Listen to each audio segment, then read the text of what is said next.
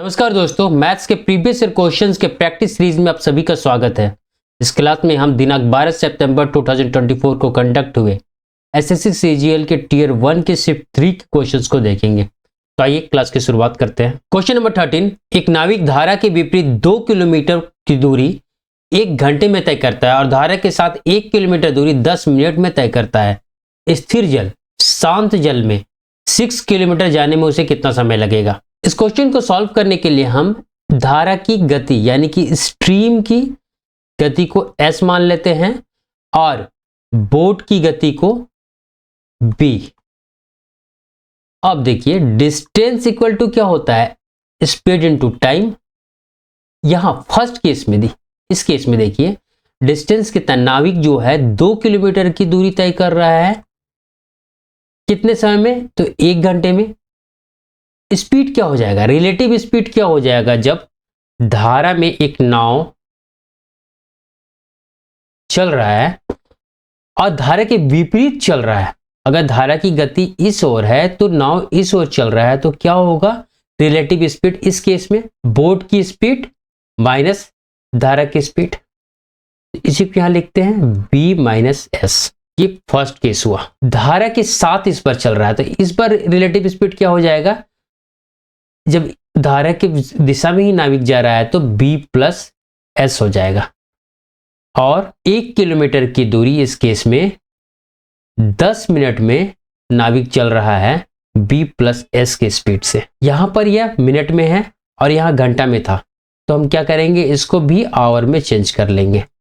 तो b plus S इधर आ जाएगा, 6 इधर आ जाएगा, तो 6 किलोमीटर। अब ये इक्वेशन 2 हो गया। इक्वेशन और 1 और 2 से क्या हो गया, इक्वेशन 1 एंड 2 से b minus s equal to 2 kilometre और b plus s equal to 6 kilometre. हमें क्या निकालना है, शांत जल में नाविक कितनी दूरी 6 किलोमीटर की दूरी कितने समय में तय करेगा। तो हमें b का स्पीड चाहिए, तो इसको सीधे ऐड कर देते हैं, s से s कट जाएगा, 2b हो जाएगा इज इक्वल टू 6 प्लस 2 8, 2 से 1 कटेगा 4 टाइम में। यानी कि बोट का स्पीड जो है कितना, या 4 किलोमीटर, कितने किसमें, तो शांत जल में। अब टाइम पूछ रहा है हमसे कि 6 किलोमीटर की दूरी जाने में कितना समय लगेगा। तो टाइम इक्वल टू क्या होगा, डिस्टेंस बाई स्पीड। स्पीड कितना आया 4 से डिवाइड करेंगे इसको, 2 से 3 टाइम में कटेगा, 2 से 2 टाइम में 3/2 का मतलब 1 hour 30 minute. Option E is right answer. Next question number 14। यहां पर 3 इक्वेशंस दिए गए हैं और हमसे x, y और z का मान पूछा गया है। अब देखिए इन तीनों इक्वेशंस को अगर हम ऐड करते हैं तो क्या होगा, 5x, 3x, 8x और 2x, 10x, minus 3y, minus 5y, minus 8y हुआ और माइनस 2y, तो माइनस 10y, 7z और माइनस 2z, 5z हो गया plus 5z, 10z is equal to 22 है। यहाँ 46 है और यहाँ 24 और 22, 46 हो गया प्लस 46 और यहाँ माइनस 46, कितना हो गया 0। तो x minus y plus z equal to 0, क्योंकि 10 कॉमन निकालेंगे, 10 इधर जाएगा तो 0/10 होगा, उसका कोई मतलब नहीं है। तो यह इक्वेशन 1 हुआ। अब देखिए किसी भी इक्वेशन को हम, जैसे हम इस इक्वेशन को यहां से उठाते हैं तो क्या होगा, 2x और y से हम कॉमन ले सकते हैं, plus 5z equal to 24। x minus y, देखिए x माइनस वाई यहां पर है, तो यहां से हम x माइनस वाई निकाल सकते हैं, z उधर जाएगा तो माइनस z हो जाएगा, तो इसके जगह हम क्या रख सकते हैं, माइनस z, 2z माइनस हो जाएगा यहां पर plus 5z is equal to 24। ये 5z से 2z माइनस होगा तो 3z आ जाएगा इक्वल टू 24। 3 से या 8 टाइम में कट हो गया। z इक्वल टू कितना आया 8, यहाँ z इक्वल टू माइनस 8 है तो ये आंसर हो नहीं सकता, या भी नहीं हो सकता, 3 है तो ये दोनों में 8 है, ये दोनों हो सकता है। x का देखिए तो x दोनों में क्या है, माइनस 5 है, हमको सिर्फ y का निकालना है। z इक्वल टू जो 8 आया इसको यहाँ रखेंगे तो क्या होगा, x minus y equal to minus 8। अब इन दोनों इक्वेशन में से एक इक्वेशन को लेते हैं और जैसे इसमें रख दिए x माइनस 3y, यहाँ पर z इक्वल टू 8 रखेंगे तो क्या होगा 7 इंटू 8 56 इक्वल टू 22। तो 5x minus 3y equal to क्या हो जाएगा 22 है, 56 को इधर ले जाएंगे तो माइनस हो जाएगा, तो माइनस करते हैं 6 माइनस 2 4 और 5 माइनस 2 3 और ये माइनस में आएगा। और यहां पर क्या था x minus y is equal to minus 8। हमें किसका वैल्यू निकालना है y का, तो x को किसी तरह एलिमिनेट करना है। यहाँ 5x है, यहाँ 5x लाने के लिए क्या करना होगा, इसको 5 से मल्टीप्लाई करना होगा पूरे इक्वेशन को और साइन चेंज कर देना पड़ेगा। 5 से मल्टीप्लाई करेंगे तो यहाँ 5x हो जाएगा, यहाँ 5y हो जाएगा और यहाँ 40, यहाँ पर क्या हो जाएगा 8 इंटू 5 40, ये कट हो जाएगा। 5y से 3y माइनस होगा तो 2y आ जाएगा, प्लस में बड़े वाले का साइन प्लस हो जाएगा।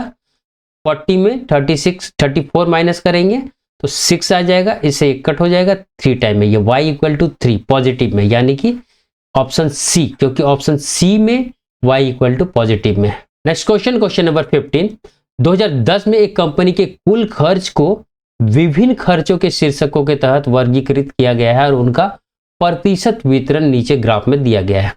कंपनी का कुल व्यय अनुसंधान और विकास R&D में, R&D क्या है यहाँ पर किए गए व्यय का कितना गुना है पूछ रहा है। जो कुल व्यय है टोटल कितना है, अगर प्रतिशत वितरण है तो यह निश्चित तौर पे 100 होगा, अब ऐड करके भी देख सकते हैं।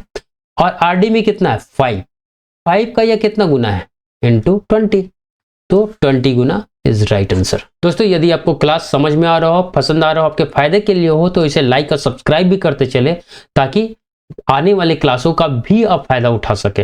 नेक्स्ट क्वेश्चन नंबर 16, एक शंक्वाकार कोण तंबू जिसकी ऊंचाई 8 मीटर और आधार की परिधि 32 पाई मीटर है, उसका उत्तल पृष्ठीय क्षेत्रफल कर्व सरफेस एरिया ज्ञात कीजिए।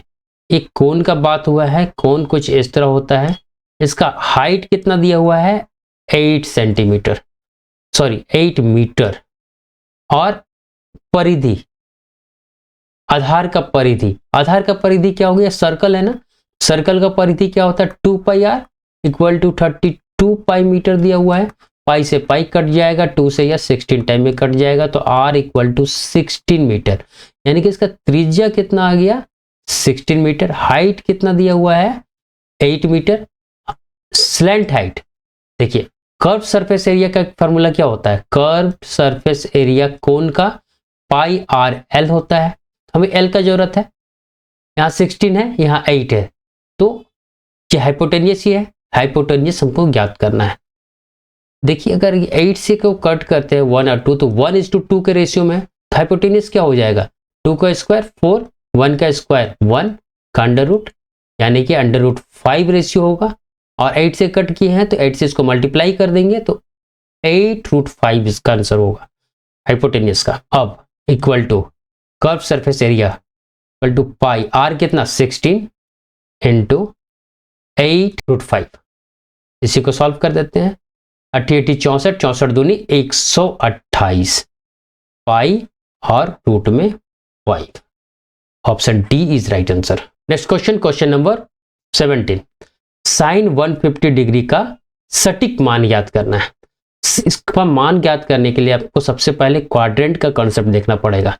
क्या होता है, यहाँ सभी जितने होते हैं ट्रिग्नोमेट्रिक रेशियोज वो पॉजिटिव में होते हैं, और दूसरे क्वाड्रेंट में क्या होते हैं साइन का जो भी रेशियो होता है वो पॉजिटिव होता है। थर्ड में टेन और कॉट का, और इसमें कॉस और सेक का। अब देखिए 150 डिग्री किस क्वाड्रेंट में आएगा, 90 तक यहाँ और यहाँ 90 से ऊपर और 180 से कम, यानी कि सेकंड क्वाड्रेंट में आ रहा है यह वैल्यू। इसका मतलब इसका मान जो भी होगा पॉजिटिव होगा, तो नेगेटिव वाला हम कट कर सकते हैं। अब देखिए साइन 150 डिग्री का मतलब क्या हुआ, साइन 180 माइनस 30 डिग्री इसको लिख सकते हैं। और जब यहाँ 180 होता है तो ये चेंज नहीं होता, अगर 90 होता है रहता तो ये चेंज होकर क्या हो जाता कॉस हो जाता, लेकिन यहाँ 180 है तो चेंज तो होगा नहीं, तो साइन 30 डिग्री ही इसका मान होगा। और साइन 30 डिग्री का मान क्या कितना होता है 1/2, 1/2 का मतलब 0.5। नेक्स्ट क्वेश्चन, क्वेश्चन नंबर 18, 2 और 32 का माध्य अनुपातिक मीन प्रोपोर्शनल निकालना है। मीन प्रोपोर्शनल इक्वल टू क्या होता है, a इंटू बी का under root, a equal to 2 है यहाँ, अब b इक्वल टू 32 है, 32 इंटू 2 64, 64 का अंडर रूट 8, तो मीन प्रोपोर्शनल कितना हुआ 8। नेक्स्ट क्वेश्चन, क्वेश्चन नंबर 19, एक उत्पाद की बिक्री पर होने वाला लाभ उसके लागत का 320% है। यदि लागत में 10% की वृद्धि हो जाए लेकिन बिक्री मूल्य समान रहे तो बिक्री मूल्य का लाभ प्रतिशत, बिक्री मूल्य का लाभ प्रतिशत कितना होगा। दशमलव, 1 दशमलव स्थान तक आपको याद करना है। हम क्या करते हैं इसमें सीपी लागत मूल्य 100 मान लेते हैं, प्रॉफिट कितना दिया हुआ है, लागत का 320%, तो लागत का 320, 100 का 320% मतलब 320, तो एसपी कितना हो जाएगा, सीपी प्लस प्रॉफिट, इन दोनों को ऐड करना होगा, तो 330 प्लस 100 420। अब क्वेश्चन के अनुसार देखिए, यदि लागत में 10% की वृद्धि हो जाए, लागत में इसमें 100 का 10% मतलब 10, तो 110% हो जाएगा लागत, लेकिन बिक्री मूल्य समान रहे, बिक्री मूल्य समान है, इसमें कोई चेंजिंग नहीं है, तो बिक्री मूल्य का लाभ प्रतिशत कितना होगा, बिक्री मूल्य पर लाभ प्रतिशत क्या होगा यह पूछ रहा है। अब प्रॉफिट कितना होगा, 420 में 110 माइनस करेंगे तो क्या हो जाएगा 310, प्रतिशत लाभ निकालना है, लेकिन हमारा बेस क्या होगा, विक्रय मूल्य एसपी होगा, यानी कि 420 से भाग देना होगा लाभ को into 100, 0 से 0 कट होगा, और अब 42 से हम डिवाइड करेंगे 3100 को, कितना टाइम में जाएगा, तो 7 तो सब में दिख रहा है, तो 7 बार में ट्राई करते हैं, 7 2 जब 14, 1 कैरी हुआ, 7 4 जा 28 और 1 29, यहाँ 6 आ जाएगा और 10 में 9 1, इधर तो 0 हो जाएगा, अब 0 आएगा यहाँ, 4 से 1 थोड़ा कम, मतलब 3 टाइम में, 3 2 जा 6, 4 3 जा 12, 16 आ 30, 30 और 4 34, यानी कि 73 point something, option B is right answer. Next question, question number 20, एक वृत्ताकार चाप जिसकी त्रिज्या 12 सेंटीमीटर और केंद्र का कोण 30 सेंटीमीटर है। एक सर्कल है जिसमें त्रिज्या क्या है सर्कल का 12 सेंटीमीटर है, और केंद्र का कोण जो है, यानी कि चाप का कोण भी इसको बोल सकते हैं 30 डिग्री है। तो इस तरह जो सेक्टर ये बन रहा है, या सेक्टर जो बना यहां पर, इसका परिधि हमसे पूछा गया है। सेक्टर का परिधि, सेक्टर का जो परिमाप होता है, पेरीमीटर होता है, वो क्या होता है, r plus r 2r plus theta बटे 360 चाप का लंबाई, ये वाला लेंथ, इंटू 2 पाई r, 2 इंटू r यानी कि 12 प्लस थीटा मतलब 30 डिग्री बटे 360 इंटू 2, पाई कितना रखने बोला है, तो 3.14 इंटू r इक्वल टू 12, 30 से ये 12 बार में कट जाएगा, 12 से 12 कट गया, इक्वल टू 24 इधर हो गया, 12 दूनी 24 प्लस 3 से गुना करें, 2 से गुना करेंगे इसको तो 6.28, ऐड करेंगे तो 30.28, option B is right answer. Next question, question number 21, एक व्यापारी 2 प्रकार की चीनी को मिलाता है, एक 5 किलोग्राम और दूसरे 3 किलोग्राम। एक चीनी है यहाँ पर शुगर ए और शुगर बी, इसका 5 किलोग्राम और इसका 3 किलोग्राम मिक्स कर रहा है जो भी दुकानदार व्यापारी है वह, जिनकी कीमत क्रमशः, इसका कीमत 4 रुपया दिया हुआ है और इसका कीमत 6 रुपया दिया हुआ है। हमसे क्या पूछा, मिश्रण के प्रति किलोग्राम का मूल्य पूछा है। मिश्रण जो बनेगा इसको मिलाने के बाद, इन दोनों को हम अगर एक पात्र में मिलाते हैं इस तरह यहाँ पर, तो यहाँ जो भी चीनी आएगा मिक्स होके, उसका रेट क्या होगा यह पूछ रहा है। तो इसका टोटल लागत कितना होगा, 4 इंटू 5 20 रुपीज, इसका लागत कितना होगा 18 रुपीज, दोनों को ऐड कीजिए, टोटल चीनी का लागत कितना हो गया 38 रुपीज, और टोटल कितना केजी चीनी है, 5 प्लस 3 8 केजी, टोटल चीनी का लागत 38, और टोटल कितना ग्राम है, केजी है, तो 8 केजी, यही रेट आ जाएगा हमको यहाँ से कट कीजिए 4 टाइम में या 19 टाइम में, 4 चौके 16 और 3 बचेगा तो 75, 4.75 is right answer. Next question, question number 22। Suresh के खर्च और बचत का अनुपात 3:1 है। उसकी वेतन में 25% की वृद्धि होती है। यदि उसकी बचत 10% बढ़ती तो उसके खर्च में कितने प्रतिशत की वृद्धि होगी? एक्सपेंडिचर, बचत, इनकम। एक्सपेंडिचर कितना दिया है? 3:1। तो अगर एक्सपेंडिचर को 300 मान ले तो सेविंग कितना होगा? 100, और इन दोनों को जोड़ेंगे तो टोटल इनकम 400। क्वेश्चन के अनुसार क्या 25% का वृद्धि हो रहा है वेतन में। जो नया वेतन है वह 25% बढ़ जा रहा है। 25% बढ़ जा रहा है मतलब 5/4 हो जाएगा। तो 400 का 5/4 यानी कि 500। अब उसकी बचत में कितना हो रहा है? 10% का वृद्धि हो रहा है।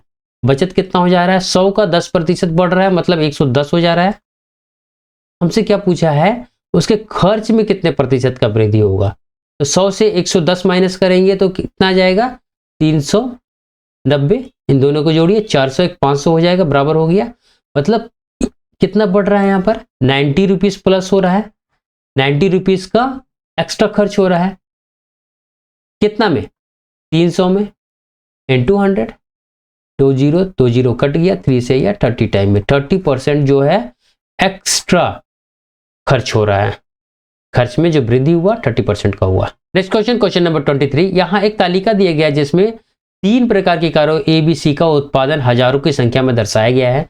और क्वेश्चन क्या पूछा है कि ए प्रकार की कार का उत्पादन 2012 से 14 तक का औसत उत्पादन और 2013 से 15 के दौरान निर्मित बी प्रकार और सी प्रकार की कारों के संयुक्त दोनों को मिला के औसत संख्या से कितने प्रतिशत कम है। जो फर्स्ट जो है ए प्रकार का कार जो इस केस में आएगा वो कितना प्रतिशत कम है पूछ रहा है। तो ए का पहले निकालते हैं, 12 से लेके 14 तक में इन तीनों को ऐड करना पड़ेगा। ठीक, ऐड कीजिए। 50 है यहाँ, 50 यहाँ, 100 हो जाएगा। एक बचेगा, एक कैरी होगा, 8 यहाँ हो जाएगा, 8 8 16, 24 1 25 के 5 हो जाएगा। 2 कैरी होगा, 2 3 4 और 2 6, 6500 आया। अब देखिए औसत उत्पादन के लिए हमको इसको 3 से डिवाइड करना पड़ेगा, लेकिन इधर भी हम कहीं ना कहीं 3 से डिवाइड कर रहे होंगे जो आपस में बाद में कट जाएगा, तो अननेसेसरी काम नहीं करते, हम छोड़ देते हैं उसको। 2013 से 25, 13 से 25 बी और सी, तो इन तीनों को और इन तीनों को ऐड करना है। ऐड करते हैं। यहाँ 50 है, यहाँ 20 है, 70 70 और 40 110, 10 आया, एक कैरी हुआ, 9 और 1 10, 10 और 2 12 के 2, एक कैरी हुआ, 3 3 6 3 9, यहाँ इतना आया। यहाँ कितना आ रहा है? 70 और 70 140 और 20, यहाँ से 160 और 50 210, 2 कैरी होगा, 2 1 3 2 5 और इधर 3 3 6 2 8। 3 से डिवाइड करने का कोई मतलब नहीं है क्योंकि यहाँ से भी 3 से डिवाइड करेंगे जो आपस में कट जाएगा। लेकिन क्या क्वेश्चन में दिया है कि इन दोनों को संयुक्त औसत, ठीक, संयुक्त औसत इन दोनों को ऐड करके 2 से डिवाइड करना पड़ेगा। 10 10 20 और 2 और 5 7 और 8 8 16 और 1 17, ये किसका आ रहा है? बी और सी का संयुक्त उत्पादन का औसत हम निकालने जा रहे हैं। डिवाइड बाई 2 कर दिए, कितना आया? 8 टाइम में 1, फिर 8 टाइम में 1 6 0, 8860 आ रहा है संयुक्त उत्पादन का औसत बी और सी का। क्वेश्चन के अनुसार जो कमी है ए के उत्पादन में उसको निकालने के लिए क्या करेंगे? इससे हम 6500 को माइनस करेंगे, तो 8860 माइनस 6500 इक्वल टू क्या हो जाएगा? 2360। अब प्रतिशत निकालते हैं। 2360 जो है कम है कितना में? बेस क्या लेंगे हम? तो इससे हम कंपेयर कर रहे हैं 8860 से। 8860 इंटू 100, 0 0 कट होगा, 2 से 4 4, 3 टाइम में कटेगा, 1 1 8 0, कितना आया? 1 1 8 0 और एक 0 और इधर 4 4 3 से डिवाइड करना है। 2 टाइम में 8 8 6, तो इधर कितना आ जाएगा? 4 17 में 8 9 और इधर 2 0, अब लमसम अगर हम 8 टाइम में डिवाइड करेंगे तो 32 को तो ज़्यादा हो ही रहा है। 7 टाइम में भी 7 चौके 28 और यहाँ से ज़्यादा हो जाएगा। 6 टाइम में हमको डिवाइड करना होगा। 6 3 जा 18, 1 कैरी होगा। 6 4 जा 24 और 1 5, 2 कैरी होगा। 6 4 जा 24 और 2 26। हाँ, ये सही आता हुआ दिख रहा है, तो 26 point something, option B is right answer. Next question, question number 24। 7 cos A = 6 दिया है, हमसे इस टर्म का वैल्यू पूछा है। इसको पहले देखते हैं। cos A का मतलब क्या होता है? 1/sin A plus cot A का मतलब cos A/sin A divided by cos A के यहाँ मतलब 1/sin A, बीच में माइनस, और यहाँ भी cos A/sin A, सब में नीचे sin A है तो सबको हम कट कर सकते हैं। इक्वल टू क्या आ जाएगा? 1 + cos A/1 minus cos A। अब देखिए cos A इक्वल टू क्या हो जाएगा? cos A इक्वल टू 6/7, इसी वैल्यू को यहाँ रख देंगे। 1 + 6/7 और नीचे 1 माइनस 6/7 इक्वल टू 7 × 7 और 6 13/7 और नीचे 7 × 7 माइनस 6 इक्वल टू 1/7। दोनों में नीचे 7 है, कट हो जाएगा, equal to 13। Option C is right answer. Next question, question number 25। एक वृत्त की त्रिज्या 9.6 यूनिट है और उसके खंड सेक्टर का कोण 75 डिग्री है। उस खंड के चाप की लंबाई, एक सर्कल है, यहां का केंद्रीय कोण कितना है? 75 डिग्री है और त्रिज्या क्या है? 9.6 यूनिट। हमसे इस चाप का लंबाई पूछा है। चाप का लंबाई इक्वल टू क्या होता है? θ/360 2 πr। थीटा कितना है यहाँ? 75/360 इंटू 2 पाई। देखिए सारे ऑप्शन में पाई है तो पाई को हम कुछ नहीं करेंगे, टच नहीं करेंगे। r इक्वल टू कितना? 9.6। 5 से कट रहा है 15 टाइम में, 5 से इसको कट करते हैं, 7 और 2 72 बार में कट जाएगा। 2 से या 36 टाइम में, 3 से 12 टाइम में, 12 से या 0.8 टाइम में, 5 8 40। 40 का मतलब 4 पाई इज राइट आंसर। दोस्तों यदि आपको क्लास पसंद आया हो, समझ में आया हो, आपके फायदे के लिए हो, तो इसे लाइक, सब्सक्राइब और शेयर भी करें ताकि आगे आने वाले क्लासेस का भी आप लाभ उठा पाएं। Thank you.